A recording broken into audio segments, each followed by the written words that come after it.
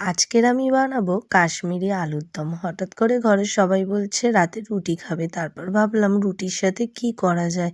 ঘরে তো সেরকম কিছু ছিল না, তাই ভাবলাম চলো আলু আছে তাহলে একটুখানি আলুর দমই বানাই।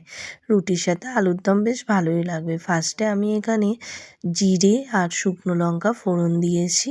ফোড়ন দেওয়ার পরে আস্তে আস্তে পেঁয়াজ বাটা দিলাম, তারপরে ঘরের যাবতীয় যা মশলাগুলো থাকে সেগুলো দিলাম, হলুদ গুঁড়ো, লঙ্কার গুঁড়ো, জিরে গুঁড়ো। ওটা নিয়ে একটু কষানোর পর এখানে দিয়ে দিলাম হচ্ছে আদা রসুন বাটা। ওটা দিয়ে একটু কষিয়ে নেওয়ার পর দিলাম একটু মটর, ঘরে ছিল একটুখানি মটরশুঁটি, ভাবলাম মটরশুঁটি দিয়ে বেশ ভালোই হবে। আর একটা জায়গায় আলাদা পেস্ট করে রেখেছিলাম চালমগজ, কাজু, পোস্ত বাটা, সেটাও দিয়ে দিলাম। আর এদিকে দেখো আলুগুলো দিয়ে বেশ ভালো করে সিদ্ধ হয়ে গেছে। তারপরে একটুখানি ধনেপাতা ছড়িয়ে, গরম মশলা ছড়িয়ে আর 1 চামচ একটু ঘি দিয়ে দিলাম।